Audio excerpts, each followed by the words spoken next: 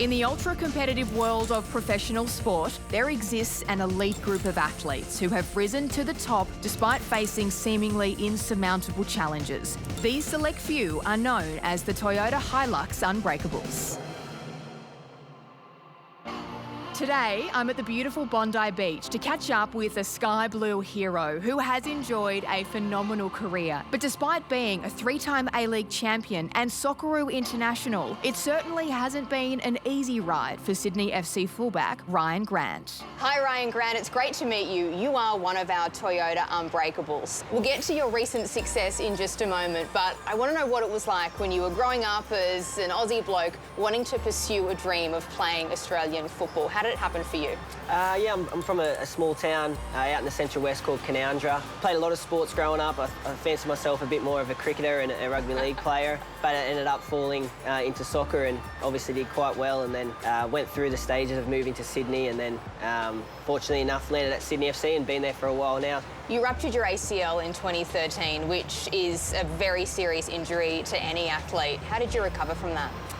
Yeah, it was tough. I think every sportsman knows that ACLs can be pretty difficult to come back from, but in saying that, it was just something you had to get on with. I was at a pretty crucial time in my career where I had a pretty successful year the year before when starting to play pretty regularly, and didn't put me in great stead, but like I said, it was just one of those things that I sort of had to get on with, and yeah, within 15 months I was back playing professional football, which obviously was the goal. And then shortly after your comeback, your team goes on to make the 2017 Grand Final, and it's your goal that sends the game into extra time. Given the recovery and the long road you had to go through, what was going through your mind at that time? Obviously coming back from the injury was huge. I had a good year there to sort of get back in and try and play and get my confidence back, and yeah, to get to the final and for me to play a major part in getting the win, scoring the equaliser was huge. Yeah, it's sort of something that a lot of people bring up, and you can look back at it now and say, yeah, it was pretty cool and pretty fortunate for it to work out that way, but at the time you just sort of want to get out there and play football and do what you do best.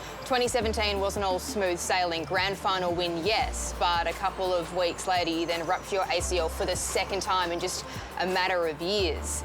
Knowing the road to recovery you'd just gone through, what were you facing at that time? Yeah, it was difficult. I think, like you said, all the success in 2017 with the grand final win and breaking a number of records with Sydney FC to then rupture my other ACL. Yeah, it was difficult, and like you said, you sort of know what goes into getting back to full fitness, so that can be a positive, knowing what you have to do, but it can also be a negative because you know how much hard work has to go in. So it was a difficult time, but yeah, you learn to get on with it, and you learn little tricks around it sort of to pass the time and get back on the pitch. Well, can you detail to me what some of those tricks were, or some of the tools that you're able to harness to get you through some of those dark days, not knowing what the future held? Yeah, I think the biggest one for me was I spoke to a few boys that had number of ACL injuries, one being Richie Garcia, who was at the club a few years earlier. He said, as a professional athlete, you don't really get this much time away from the game to sort of live a normal life. So as much as you have to put in the hard work when you're here at training, make sure you make the most of it away from that. So I bought a van, decked it out with my dad and put a bed in the back, and then whenever the boys went on their away trips, I'd go up and down the coast in my van, either fishing or surfing, just to sort of take my mind off it and get away from the game as much as I could. And then obviously when you get back into training, you've got that little bit more energy and motivation to give it a good red hot crack, and that's how I sort of got past it. Let's talk about life getting even better for you. Coming back from your second ACL rupture, you get international representative duties. You make the Socceroo squad. Did you ever think that was going to be something that was in your future when you were coming back from such serious injuries?